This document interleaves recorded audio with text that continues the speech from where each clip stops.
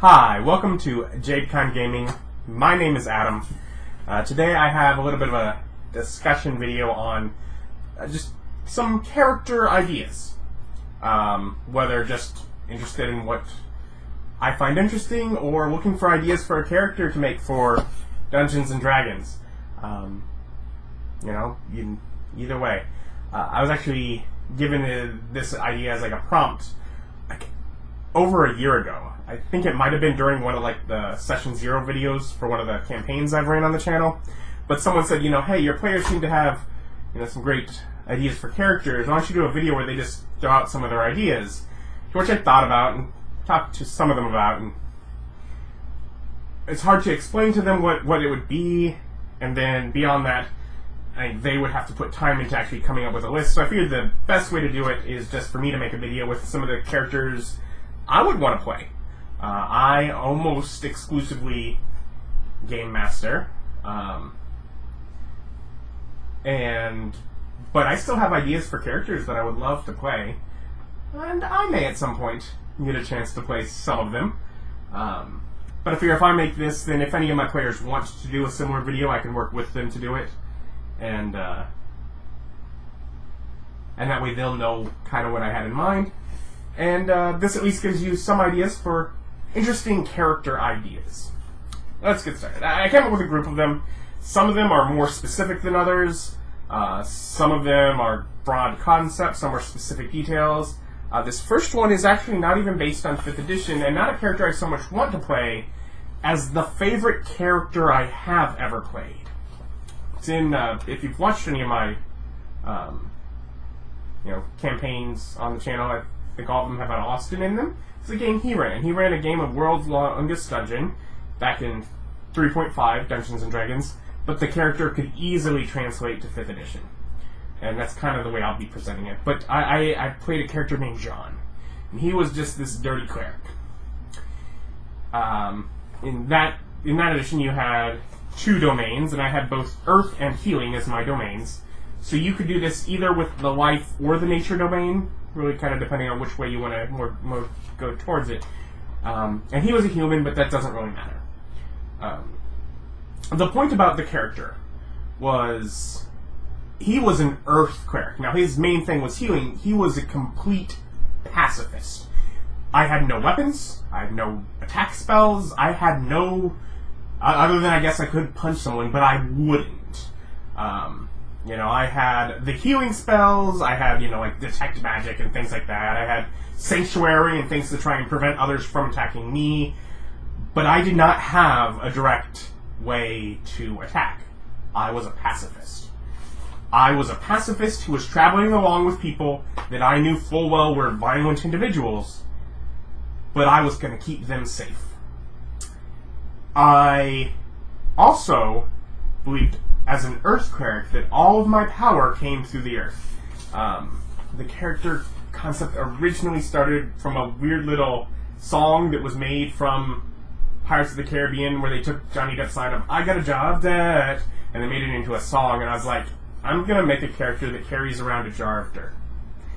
And guess what's inside it? Dirt. It was dirt. But I had to have the dirt.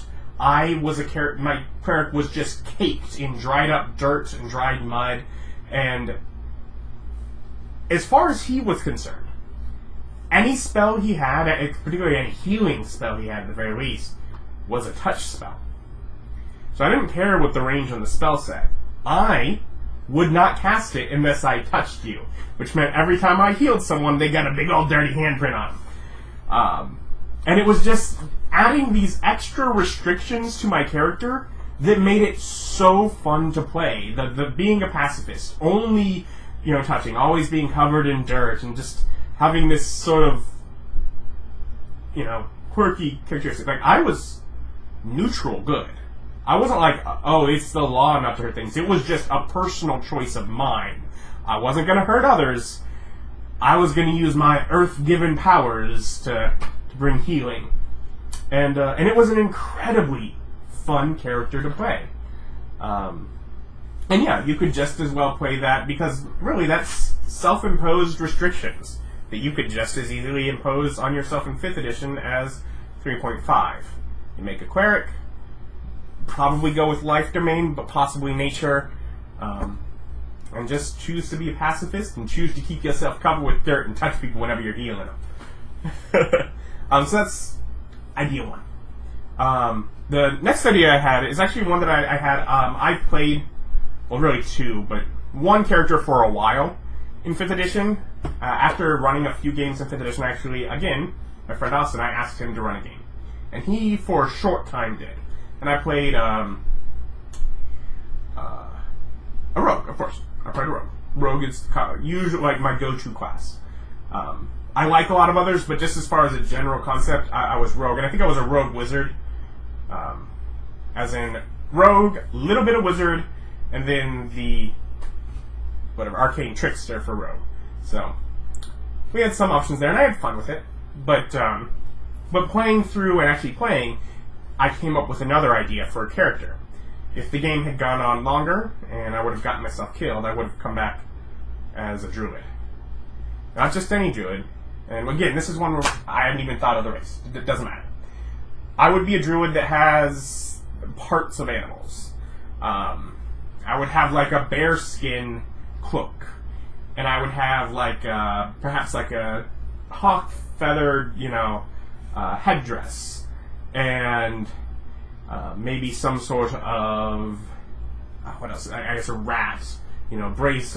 Basically, that I'd taken the skins and bits of animals that had died, and I had turned them into trinkets and clothes. And it's only for the animals that I have those trinkets for. I could turn into a bear with my cloak, or to an eagle with my headdress, and a rat with my, the bracer. They're not really magical items. They don't have to be. They are simply items that my character is choosing to restrict himself to only turning into animals that I have those with. So it's, again, I all of a sudden take my druid from I could turn into all these things to just these few specific things, but just giving this, incredible depth as far as who that makes the character, what kind of, wild nature man that makes this character. And that just seemed like a fun concept to play with as far as playing a druid. Now we get to a few that I have a basic concept for, and that race really does matter. The first would be to play the Divine Soul Sorcerer as an Aasimar. Basically playing this angel character that is this naturally divinely gifted sorcerer. They just pair so well. Basically, almost as if your race and class is the same thing. And I loved that as an idea. It would be the same as playing like a Dragonborn, and playing the dragon-blooded sorcerer. Same sort of idea. I like the angelic version better. But it's really just the idea of combining that race and class sounds fun to me. On the same line of things, playing a warlock, and I have a few options, but I'm gonna the main one that I would almost want to do would be playing a fiend-based warlock that is a tiefling. You could do the same thing with Aasimar and like a celestial warlock, or with a ladrin and a fey warlock.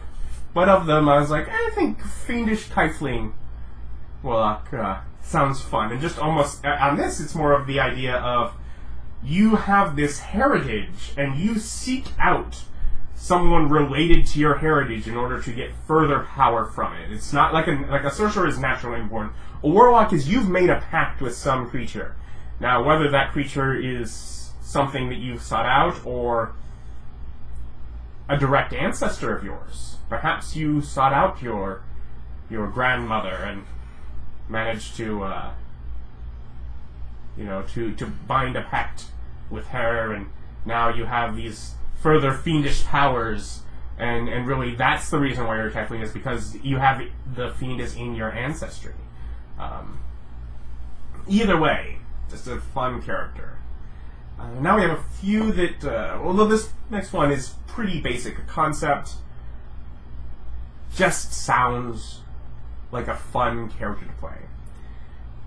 And that's, I figured probably half-elf. The race isn't incredibly crucial, but I think probably half-elf would give you the feel I'd want. And that rogue swashbuckler. Almost that, the inspiration for the character would totally be Princess Bride. Just sort of, whether that Inigo Montoya or, Dread Pirate Roberts, or whichever one you decide you try to, go to. That sort of feel of character, playing with the rogue swashbuckler and the half-elf, which gives you charisma, because basically you're going with a high charisma rogue. Which Fifth Edition doesn't incredibly reward, but it still works. And yeah, so that sort of, swashbuckling character could just be fun, especially if the adventure lends itself towards it. A dark, gritty adventure may not be, but if it's a bit of a light-hearted adventure, that'd be fun. And then I came up with the last two that I have. Really came down to, I'd come up with this list, and I went through the books, and I was like, well, what other races or classes didn't make it on this list that I would want to play?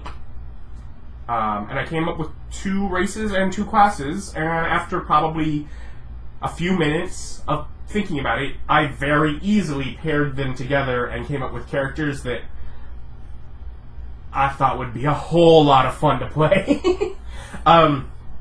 The first is a Tabaxi Bard.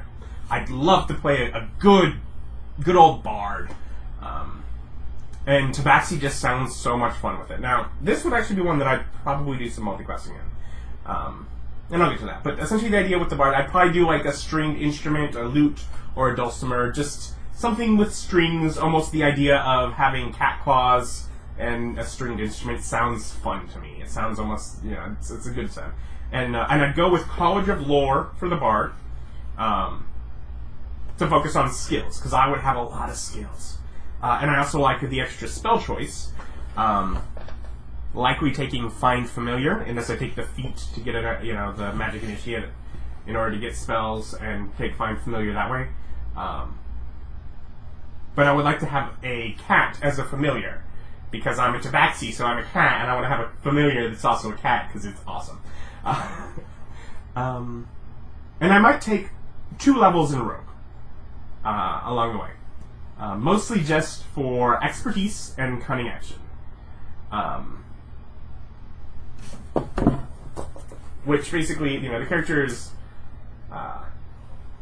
likely to be skill heavy, so expertise is good for being good at skills, and then cunning action lets you dash. And Tabaxi have the feline agility ability, which allows them to move with a burst of speed. When you move on your turn in combat, you can double your speed until the end of the turn. Once you use the trait, you can't use it again until you move 0 feet on one of your turns. Which means that you take your 30-foot speed and you double that to 60-foot speed. And so your movement becomes, instead of 30, is 60 feet. Now you can also, let's say, use your action to dash. And so, instead of a normal dash, which would make you 60 feet, you're now already 120. But as a rogue with cunning action, you can also use your bonus action to dash, allowing you to move 180 feet in one turn. Which is fun. Just that ability to just have that sudden burst of speed sounds so much fun. So I think that pairs well. And also, again, with the, the skill focus with the College of Lore Bard, definitely some instrumenting, but almost that, I'm good at also, really taking jack of all trades and trying to master as many of them as I can. But yeah, so Tabaxi Bard, and then the final sort of idea that I had was a Furball Ranger, and the Furball looked fun to me from the start, from the very beginning. Before the book even came out, we got it previewed, and it just from the beginning, it looked like a fun, race to play. And then, of course, after what I've watched current Critical Role, and that makes it look even more fun. But even before that, the race looked like a fun race to play. And I'd probably go with the Beastmaster for Ranger, because having a pet is fun. It's fun. Even if it's not powerful, it's fun. I'd probably go with maybe like a wolf. Sounds like a fun companion to have. If whoever was running the game was cool with it, I would admittedly probably choose the revised Ranger from Unearthed Arcana. In which case I might go with wolf, or I might go with black bear. I'm not sure. But the revised Ranger is better than the Ranger. But unlike some people who think that, oh, the Ranger is terrible, I'm like, it's alright. It's not the best, but it does have a flavor that I really like, so I want to play the class anyways, even if I had to play with just the stock Ranger in the book. It's got enough of a flavor that I enjoy that I still have fun being a Ranger with a pet. I wouldn't necessarily be the most powerful guy around, but I'd have fun with it, and that's what's important, right? But yeah, so sort of Furball Ranger would be sort of the last idea I came up with. And that's what? 7 ideas, maybe a couple more that were thrown in there as asides. But basically 7 ideas of just characters that I either have or would like to play. If you end up making characters with any of them, please let me know if you enjoyed the idea and playing the character, what you learned about it, I guess. I'm not sure if or when I'll get to play any of them. I know I've had 1 or 2 of my players mention at times that they've thought about running a game. We may at some point even bring one to the channel if one of them wants to run a game and have us record it. That could always be fun. But for now, it's just some ideas of characters I would be interested in playing. Yeah, thank you for watching.